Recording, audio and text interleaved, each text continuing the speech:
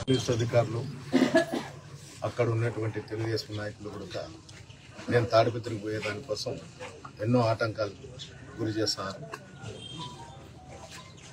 ఈ ప్రభుత్వం వచ్చినాక ప్రజాస్వామ్యం అనేది ఎక్కడ కూడా కనుచూపు మేరలో కానడం లేదు. ఈ రోజు కూడా రాష్ట్రం అంతా కూడా వైఎస్ఆర్సీపీ నాయకుల పైన కూటమి ప్రభుత్వం ఏర్పడినాక అందరిపైన దాడులు జరగడం జరుగుతుంది. విచిత్రం ఏమిటంటే తాడిపత్రిలో పోలీస్ అధికారులు గ్రామంలో ఉన్నటువంటి ముఖ్య నాయకులు అందరినీ కూడా గ్రామాలలోకి రావాకండి, మీరు ఉంటే ల్యాండ్ ఆర్డర్ ప్రాబ్లం వస్తుందని చెప్తూ అందరినీ కూడా శుచి మెత్తనగా అందరిని కూడా గ్రామాలలోకి నాయకులు రానివ్వకుండా, దానికి తోడు తాడిపత్రిలో విద్యార్థులు సైతం కాలేజీకి పోతుంటే కృష్ణాపురం 0 రోడ్లో ఎల్నూరు రోడ్లో ఎవరన్నా తల్లిదండ్రులు వాళ్ళను దండడమో కొట్టడం జరిగితే పోలీసు వాళ్ళే మాకు చెప్పచ్చు కదా, మీరు ఏంటి కొడతారు అని చెప్తున్నారు. దండించినా కూడా ఈ బంగారు తాగి తిరిగిపోయి వాళ్ళ ఇళ్ల దగ్గరకు పోయి తల్లిదండ్రులను కొట్టడము, కత్తిపోట్లతో పొడచడము. ఈ మధ్యకాలంలో ఒక మేస్త్రి పైన కూడా దాడి జరిగింది.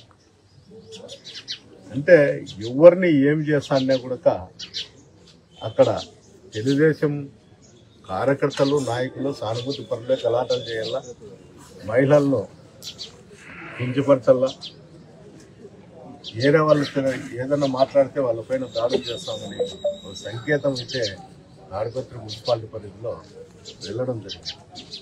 ఈరోజు విద్యార్థులు ఎవరన్నా కానీ కాలేజీ పిలుచుకోవాలంటే వాళ్ళ తల్లిదండ్రులు వచ్చి కాలేజీ దగ్గర ఇచ్చే పరిస్థితి ఏర్పడింది. ఎప్పుడన్నా మేము అడిగినా కూడా వాళ్ళు చెప్పే సమాధానం ఏమిటంటే పోయే విద్యార్థినిలే జాగ్రత్తగా కాలేజీకి పోవాలి, అంటే వాళ్ళైతే కంట్రోల్ చేయరంట, పోయే వాళ్ళే పోవాలి. ఏ విధంగా పోతారు? రోడ్ల మీద కాకోకుండా విద్యా వ్యవస్థలు ఉండేది ఏంటికి? పిల్లలు చదివించుకోవడానికి కోసం వాళ్ళను నాండాన్ని కాపాడే బాధ్యత కూడా పోలీసు అధికారులకే ఇచ్చినావు కదా, పోలీసులు పంపించలేదని, అందువల్ల నువ్వు కోర్టులో వచ్చిన తర్వాతనే నువ్వు వెళ్ళాలా అని చెప్తాను.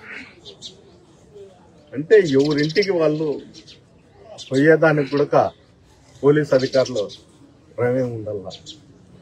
పోయాలి, నేను పోకపోతే తాడిపత్రులు ఏమన్నా ల్యాండ్ ఆర్డర్ ఏమన్నా ఇప్పటికేమన్నా కంట్రోల్ చేసినారా? అది లేదు.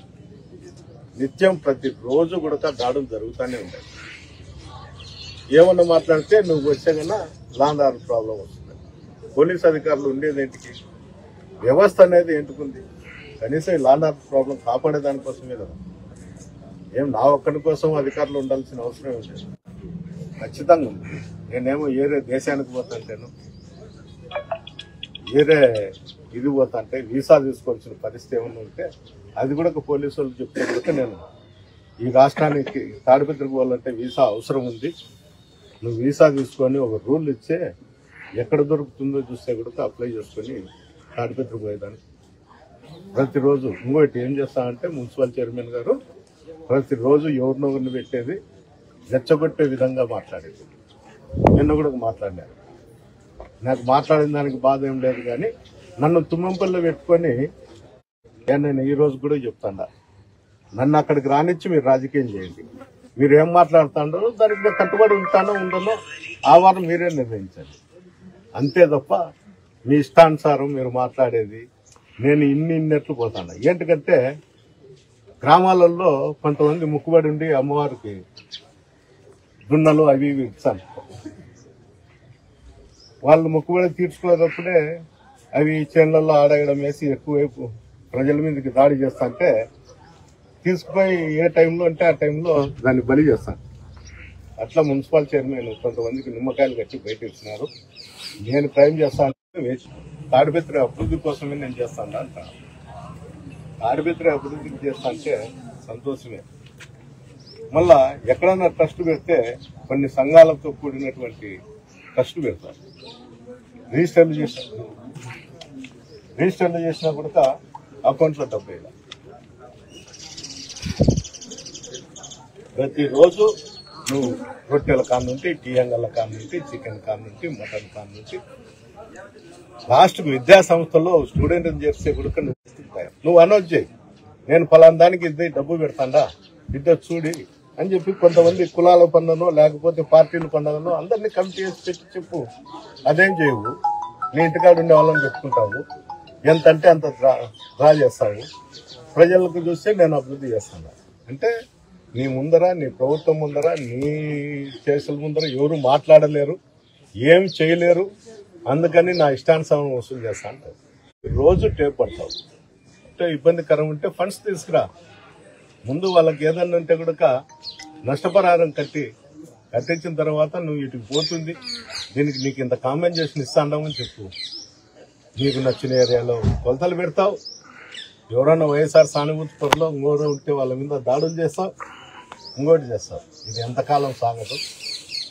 ఎప్పుడో ఒక రోజు ఏదో ఒక రోజు నేను తాడిపత్రి అనేది వదిలే ప్రసక్తే లేదు. నేను ప్రతి క్షణం నేను తాడిపత్రికి వచ్చేదానికి, నన్ను రానేను అనేదానికి నీ చేత కాదు. నువ్వేమో కళలు కనొచ్చేమో కానీ అది మటుకు ఎట్టి పరిస్థితుల్లో నీ కళ కలగానే ఉంటుంది తప్ప అది నెరవేరే పరిస్థితి కాదు.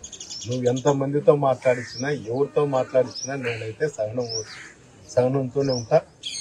నేను తాడిపత్రి ప్రజలను ఎప్పుడూ మర్చిపోను. నాకు 80,000 ఓట్లు వేసిన వాళ్ళ కోసం, వాళ్ళ యొక్క బాగోగుల కోసం తాడిపత్రి పొలం కాడనో లేకపోతే మేము బజార్లో కూర్చుంటేనో తెలుగుదేశం వాళ్ళు ఇట్లా తిడతారు, మీరు వాళ్ళని పిలిచి దండి ఏంటంటే మీరేంటి కూర్చున్నారు బయట అని చెప్తాను. పొలం కాడనో లేకపోతే మేము బజార్లో కూర్చుంటేనో తెలుగుదేశం వాళ్ళు ఇట్లా తిడతారు, మీరు వాళ్ళని పిలిచి దండి ఏంటంటే మీరేంటి కూర్చున్నారు బయట అని చెప్తాను. దాని బదులు ఆయన ఆ పోలీసు దృష్టిలు తీసేసి వచ్చసక్క వేసుకొని తిరిగితే బాగుంటుంది. ఆయన ఆంజనేయులు గారు, ఎస్ఐ గారు, మీకు అందరికీ నేను తెలియజేసేది ఒకటే, కాలం అనేది ఇట్లనే ఉండదు. కాలం అనేది వచ్చినప్పుడు నేను నా పరిస్థితులు నేను ఏ విధంగా ఉండాలో నాకు కూడా గుణపాఠం నేర్పుతాను. ఈరోజు నేను అధికారంలో ఉన్నప్పుడు, మా పార్టీ అధికారంలో ఉన్నప్పుడు అధికారులకు ఎంత విలువ ఇచ్చినాము, అక్కడ ఉండేటువంటి తెలుగుదేశం నాయకులకు ఎంత విలువ ఇచ్చినాము, అసాంఘిక కార్యక్రమాలు జరగకుండా ఏ విధంగా కాపాడినాము అనేది ఈ జిల్లా పోలీస్ అధికారులకు అందరికీ, గతంలో ఉన్న వాళ్ళకి అందరికీ కూడా తెలుసు. ఈరోజు దానికి విరుద్ధంగా పనిచేస్తున్నారు.